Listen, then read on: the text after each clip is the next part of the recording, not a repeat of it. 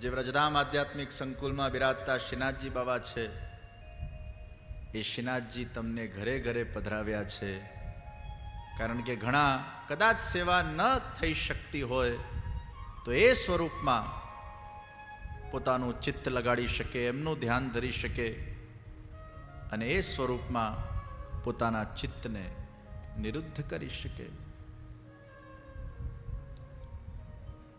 જે વલ્લભકુલના માથે જે સ્વરૂપ બિરાજતા હોય છે એમનું જ ધ્યાન કરીને તમારા ઘરના ઠાકોરજી એ પુષ્ટ થતા હોય છે.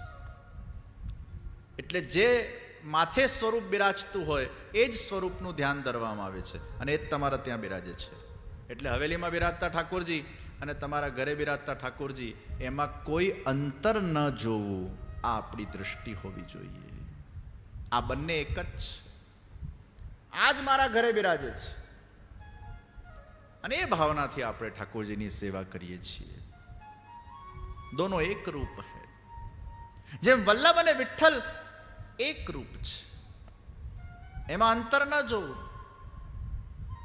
એમ શ્રી વલ્લભ અને કૃષ્ણ પણ એક જ છે, એમાં અંતર ન જોવું. અને એટલે જ યમનાષ્ટકની ટીકામાં ગુસાઈજીએ કીધું, શ્રીનાથજી, યમુનાજી અને મહાપ્રભુજી એ ત્રણે એક જ છે. ભલે સ્વરૂપ જુદા દેખાતા હોય, તત્વ એક જ છે, સજાતીય છે. એમાં કોઈ ભેદ દર્શન ન કરવું.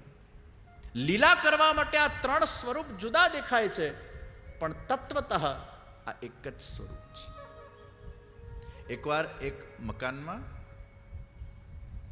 બધા નાના બાળકો રમતા હતા. તો એક બાળક આમ જોરથી બોલે, મેં શેર કો ખાઉંગા. બીજો બોલે, મેં गाय को खाऊंगा. गाय को खाऊंगा. ત્રીજો બોલ્યો, मैं ये खरगोश को खाऊंगा. એટલે પછી પેલા ભાઈ આમ જતા હતા અને જોર જોરથી અવાજ આવે, मैं शेर को खाऊंगा, मैं गाय को खाऊंगा, मैं खरगोश को खाऊंगा. ઓહો, ये क्या बातें हो रही है? આ લોકો શું મજાક મસ્તી કરી રહ્યા છે? આ કે ખાવાની વસ્તુ છે? એટલે પછી ઉપર ગયા અને જોયું તો પેલા સાકરના રમકડા બનાવેલા. સાકરનો સિંહ ને સાકરની ગાય ને સાકરનું બધા સાકરના રમકડાઓ બનાવ્યા. અને પેલું બાળક કે મેં ઇસકો ખાઉંગા, મેં ઇસકો ખાઉંગા, મેં ઇસકો ખાઉંગા. એ સાકરના જુદા જુદા રમકડા બનેલા, ભલે જુદા જુદા દેખાતા હતા, પણ તત્વ તો સાકર જ હતું ને એના અંદર.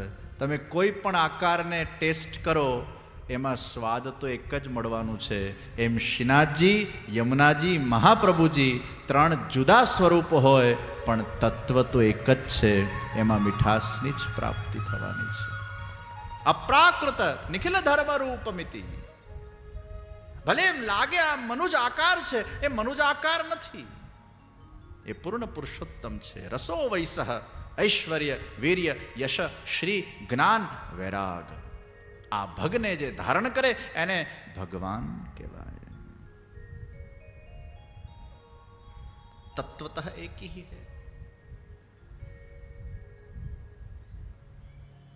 તો તમારા ઘરે જે ઠાકોરજી બિરાજે છે કે હવેલીમાં, એક સ્વરૂપ માનવું, એમાં ભેદ દૃષ્ટિ ન રાખવી અને એનું ચિંતન કરવું, ધ્યાન કરવું. જપ કરતી વખતે આ વિચાર, અને એ જપ કરીને પછી તમે ઠાકોરજીની સેવામાં જાઓ ને, તમને ખૂબ આનંદ આવશે. ક્યારેક ઠાકોરજી કોઈક બીજાના ત્યાં પધરાવીને ગયા હો, બહારગામ ગયા હો, અને ત્યારે પણ તમે આ મનથી આંખ બંધ કરીને જપ કરતા કરતા એ પોતાના નિજ સ્વરૂપનું ધ્યાન કરી શકો છો, અને સતત એમનું અનુસંધાન તમારા ચિત્તને મનમાં રહેશે. તો આવી સુંદર ધ્યાન પદ્ધતિ દ્વિતીય સ્કંદના અંદર ચતુશ્લોકી ભાગવત, જે શ્રીમદ ભાગવતનું બીજ છે, આ ચતુશ્લોકી ભાગવતમાંથી જ આ ભાગવતનું વૃક્ષ પ્રગટ થયું છે. ભગવાન નારાયણના મુખમાંથી આ ચતુશ્લોકી ભાગવત બ્રહ્માજીને પ્રાપ્ત થયું, બ્રહ્માજીના મુખમાંથી નારદજીને પ્રાપ્ત થયું, અને નારદજીમાંથી એ વ્યાસ ભગવાનને પ્રાપ્ત થયું. તો ભગવાનમાં મુખમાંથી નીકળેલી આ ચતુશ્લોકી ભાગવતની ગંગા આ જ્ઞાન ગંગા એ વ્યાસજી સુધી પહોંચી, જે જ્ઞાન કલાના અવતાર છે. અને એમાં ભગવાને પોતાના જાતને પ્રમાણિત કર્યા છે કે હું છું, હું ક્યાં નથી, હું સર્વત્ર છું, मैं कहां नहीं हूं, अत्र तत्र सर्वत्र मैं व्यापक हूं. कई लोग ईश्वर का प्रमाण मांगते हैं और भगवान ने स्वयं ही यह चतुश्लोकी भागवत के अंदर अपने आप को प्रमाणित किया है, मैं कहां नहीं हूं, मैं सर्वत्र हूं. जो दिख रहा है वो भी मैं हूं, जो नहीं दिख रहा वो भी मैं हूं. अहमेवासमेवाग्रे नान्यत्यत् सत्परम पश्चादहम यदि तच्च यो वशिष्येत सोऽस्म्यहं ऋतेर्थं न प्रतीयेत चात्मनि तद्विद्यादात्मनो मायां यथा भासो यथात्म यथा महान्ति भूतानि भूतेषु चावचेष्वनु प्रविष्टान्यप्रविष्टानि तथा तेषु न तेष्वहम् एतावदेव जिज्ञास्यं तत्त्वजिज्ञासुनात्मनः अन्व्यय व्यतिरेकाभ्याम यस्यात् सर्वत्र सर्वदा. આ ચતુશ્લોકી ભાગવત આ બીજ છે અને એમાંથી આ ભાગવત રૂપી વૃક્ષ એ પ્રગટ થયું છે. ભગવાન પોતે કહી રહ્યા છે, मैं सब जगह विद्यमान हूं, अत्र तत्र सर्वत्र व्यापक हूं. अन्व्यय व्यतिरेकाभ्याम यस्यात् सर्वत्र सर्वदा. ધુઓ દેખાય ને એટલે પ્રમાણિત થાય કે અગ્નિ છે. અગ્નિ વગર ધુઓ પેદા ના થઈ શકે. અગર ધુઆ છે એટલે એક વસ્તુ પ્રમાણિત થઈ ગઈ, અગ્નિ છે ને છે. એમ અગર આ સૃષ્ટિ છે તો એક વસ્તુ પ્રમાણિત થઈ ગઈ કે આને બનાવવા વાળો પણ કોઈક છે. સૃષ્ટિ જ એ ભગવાનનું પ્રમાણ છે.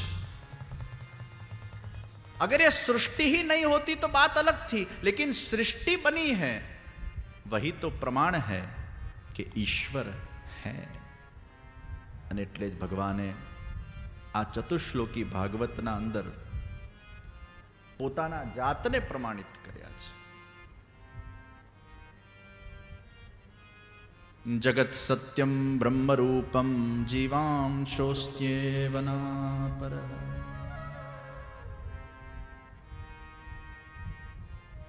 ઉપાદાન અને નિમિત્ત કારણ એક જ હોય એ આ સૃષ્ટિ. ત્યાં નિમિત્ત અને ઉપાદાન કારણ એક જ છે. જેમ માકડી એ જાડો બનાવે, એમાં ઉપાદાન ને નિમિત્ત કારણ એક જ છે. એના અંદરથી જ જાડો બન્યો અને એમાં જે પોતે રહે અને પછી પોતે જ જાડાને પોતાના અંદર સમાવી લે. ઉપાદાન ને નિમિત્ત કારણ એક છે. એમ જગત રૂપે ભગવાન પોતે બન્યા, પોતે એમાં રહ્યા અને પછી પોતાનામાં જ ભગવાનને વિલીન કરી દે છે. કારણ કે ભગવાન પાસે બીજી કોઈ સાધન સામગ્રી નથી જગતને બનાવવાની. પોતે જ જગત રૂપે બન્યા છે પોતાના સદ અંશથી.